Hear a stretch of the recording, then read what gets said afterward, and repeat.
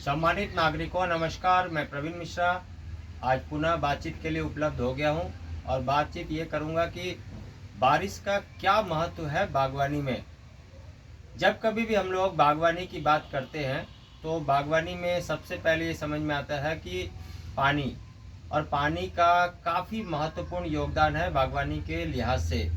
यदि आप एक सामान्य सी बात को देखेंगे तो वर्ष भर तक यदि आप बागवानी कर रहे हैं तो जो पौधों के बढ़वार के लिए जिम्मेवार तत्व हैं उनमें से पानी का बहुत ही महत्व है और इसके साथ साथ वर्षाकालीन जल का तो और भी ज़्यादा महत्वपूर्ण योगदान है। इस लिहाज से यदि हम बात करें तो आप कितना भी बागवानी कर लें, कितना भी पानी दे दें, लेकिन यदि वर्षा काल के समय का पानी आपके बगिया में नहीं लग रहा हो तो मान के चलिए कि आपकी बागवानी उस तरीके का समृद्ध नहीं होगी जिस तरीके का आप सोच रहे हैं। वर्षाकालीन जल में अपने आप में सभी पोषक तत्व लगभग पाए जाते हैं और इसके बावजूद भी हम लोग ये देखते हैं कि वर्षा काल का जल यदि पौधों में लगता है तो उसमें एक अनोखा निखार आ जाता है। बागवानी में खास करके वर्षाकालीन जल के महत्व पर आज बातचीत चल रही है। तो इस पड़ाव में ये बात करते हैं कि लगभग पौधों को मिट्टी में 10, 20, 30 और मैक्सिमम 40% तक की पानी की ज़रूरत लगती है और ये पानी बहुत ही महत्वपूर्ण योगदान देता है हमारे फसल के बढ़ने के क्रम में। और यदि पानी की कमी हो जाए, ट्रांसपोर्टेशन ऑफ न्यूट्रिएंट की कमी हो जाए तो पौधों को स्ट्रेस आता है और पौधे अच्छे परफॉर्म नहीं करते हैं। पानी के अलावा भी बहुत सारे ऐसे कारक हैं जिस पर हमारे पौधों का पूरा भविष्य निर्भर करता है, लेकिन आज बातचीत चल रही है जल के ऊपर में और आज बातचीत चल रही है कि वर्षाकालीन जल का क्या महत्व होता है हमारे पौधों के ऊपर में। तो इस लिहाज से हम लोग थोड़ा सा एक बारी चलेंगे कि पौधों के निखार को देखने के लिए कि जब वर्षा काल का पानी उस पर लग रहा है, बारिश की बूंदें उस पर लग रही है तो क्या कुछ परिवर्तन आ रहा है। तो आइए चलते हैं, देखते हैं कि क्या कुछ परिवर्तन आ रहा है। वर्षा काल में देखिए कि जैसे बूंदाबांदी यदि पौधों को मिल रही है तो पौधों में एक अद्भुत सा निखार आता है। जैसे कि यदि बूंदाबांदी मिल रही है तो उसमें आप देखेंगे कि पूरे पत्ते अच्छे से निखर कर आ रहे हैं और पौधे बिल्कुल स्ट्रेस फ्री होकर एकदम अच्छे से चलने लगे हैं। लगता है कि मानो कि ये मुस्कुरा रहे हैं। और यदि आप देखेंगे तो पहले मैंने बैंगन के इस पौधे को दूसरे जगह में रखा था, कुछ एक्सपेरिमेंट मेरा चल रहा था, तो मैंने उसमें दिन का तापमान को कम करने के लिए इस जगह में रखा, जहाँ पर हम ये देखते हैं कि दिन के तापमान को जैसे ही कम किया, वर्षा का जल लगा और मॉइस्चर कंटेंट पानी की मात्रा को मैंने सुबह और शाम भी दिया, तो इसका भी प्रभाव इन पौधों पर पड़ा और इन पौधों में आप देखेंगे तो इस तरह की फ्लावरिंग आनी शुरू हो गई है और ज़्यादा फ्लावर्स आ रहे हैं। इसके वजह से कि पौधों को कोई स्ट्रेस नहीं है। दिन का तापमान एक तो कम हो गया, सुबह और शाम दोनों समय में मैंने पानी दिया और अब वर्षाकालीन जल भी इनको मिला है। तो ये पूरे भर भर कर जब इसमें फ्लावर्स आ रहे हैं और इसके साथ साथ हम लोग ये भी बात करते हैं कि शुरुआती दौर से यदि आप पोषक तत्व अच्छा रखेंगे और उसके बाद सारे इंतजामात यदि पौधों के साथ अच्छा चलेगा तो पौधे अच्छे होंगे। वर्षाकालीन जल के मिलने के साथ ही ये देखते हैं कि पौधों को उनका एक अलग ही निखार आकर उनको नॉरिश कर देता है, उनको बहुत ही अच्छा योगदान देता है, जिससे कि पौधे बिल्कुल खिलखिलाकर अच्छे चलने लगते हैं। वर्षाकालीन जल का महत्व और भी कुछ है, इस पर भी बातचीत चलेगी।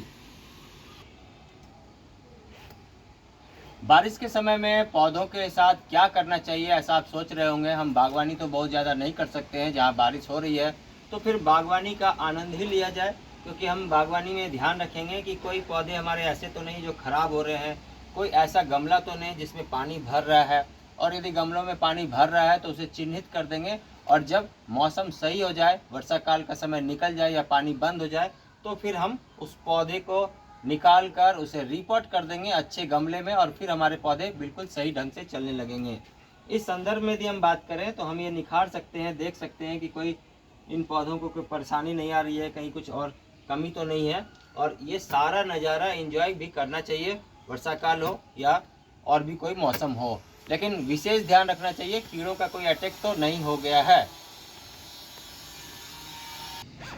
बारिश के समय में नन्ही नन्ही बूंदें जब हमारे पौधों को लगती है और इस तरह से आप देखेंगे कि उसके ऊपर में ये स्थिर होकर चल रही है, तो इसका भी बहुत बड़ा योगदान है, क्योंकि ये पत्तियां पौधों में लगने वाले जल को ग्रहण कर लेती है और उसके बाद पौधे अच्छे चलने लगते हैं। वर्षाकालीन जल का बहुत ही सकारात्मक प्रभाव होता है, खास करके पौधों के लिहाज से यदि हम बात करें तो आपका कोई ऐसा जोन है जहाँ पर वर्षा काल का जल नहीं लग रहा है, जैसे कि यदि बालकनी में आपने अपने पौधों को लगा रखा है या कोई ऐसे पैसेज में लगा रखा है जहाँ पर ऊपर में छत है और नीचे आपने पौधे लगा रखे हैं और वहाँ पर वर्षाकालीन जल नहीं मिल रहा है, तो आप एक काम कर सकते हैं कि इन पौधों को एक एक करके जब बारिश का समय आए तो बाहर रख सकते हैं, जिससे कि कुछ एक समय तक वर्षा का जल इन पौधों को लग जाए। यदि ज़्यादा कुछ नहीं कर पा रहे हैं तो आप संध्याकालीन समय में इन पौधों को बाहर रख दीजिए, आउटडोर में रख दीजिए, और इसके बाद सुबह जब इन पौधों में अच्छे से जल लग जाए, रात के ड्यू लग जाए और चांद की रोशनी भी लग जाए, इसके बाद आप दूसरे दिन सुबह में 2 घंटे तक की धूप यदि लग गई तो आपके पौधे अच्छे चलने लगेंगे। और आप इस तरीके का जो इंडोर प्लांट्स हैं उनमें भी कर सकते हैं। वर्षाकालीन जल का उपयोगिता को हम लोग आज बात कर रहे हैं पौधों के लिहाज से, तो इस चरण में हम लोग एक बार और कुछ नया देखते हैं। इंडोर प्लांट्स की यदि हम बात करें तो कोई भी प्लांट इंडोर के लिए नहीं होता है। स्पेसिफिक तरीके से यदि हम बात करेंगे तो ये सारा कुदरती पौधा होता है जो कि बाहर के वातावरण के लिए ही बना होता है, लेकिन हम अपनी सुविधा के लिए इनको इंडोर में भी रखते हैं और ऐसे जगह में इनको रखना चाहिए जिससे कि इसका रख रखाव उचित हो सके। हालांकि सेमी सेट चाहिए होता है, लेकिन फिर भी इनको वर्षाकालीन जल की महत्ता भी होती है। और इस लिहाज से यदि हम बात करें तो ये आप देख सकते हैं हमारा मनी प्लांट है। इनको हमने एक ऐसे जगह में रखा है जहाँ पर ज़्यादा पानी की मात्रा इनको मिल सके, और साथ में हमने इनको एक और उपाय कर रखा है कि वर्षा काल का जल भी इनको मिलता रहे।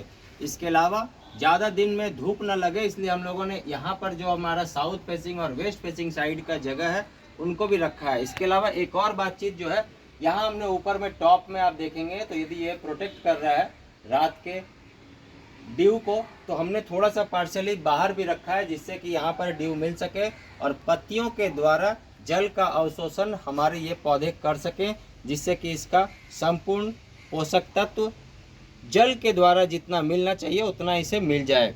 इस क्रम में और भी कुछ जानकारी लेंगे, आइए चलते हैं अगले चरण में।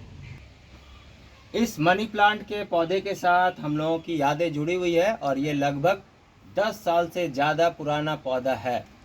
बहुत ज़्यादा उतार चढ़ाव आता है मौसम के लिहाज से यदि हम देखें तो गर्मियों में सर्दियों में बहुत ज़्यादा उतार चढ़ाव आता है, लेकिन चूँकि इनका भी लगाव हमारे साथ है, हम लोगों का भी लगाव इनके साथ है, तो ये पौधा चलते रहता है। और आप देखेंगे तो इसमें ये बड़े बड़े पत्ते भी होते रहते हैं, जहाँ एक और छोटे पत्ते हैं वहीं दूसरी ओर ये बड़े बड़े भी हैं। और हमने ये भी देखा है कि और भी बड़े साइज का पत्ता इसमें आता है। उसका कारण ये है कि जो जल तत्व है इसमें पर्याप्त मात्रा में मिल रहा है और हमने एक ऐसे जगह प्लेसमेंट कर रखा है जहाँ पर वाश बेसिन है और इसके आसपास जल है, तो आना जाना जब भी इधर से संभव हो सकेगा तो हम इस पर पानी डालते रहते हैं और इस वजह से ये बहुत ही शानदार चलते रहता है।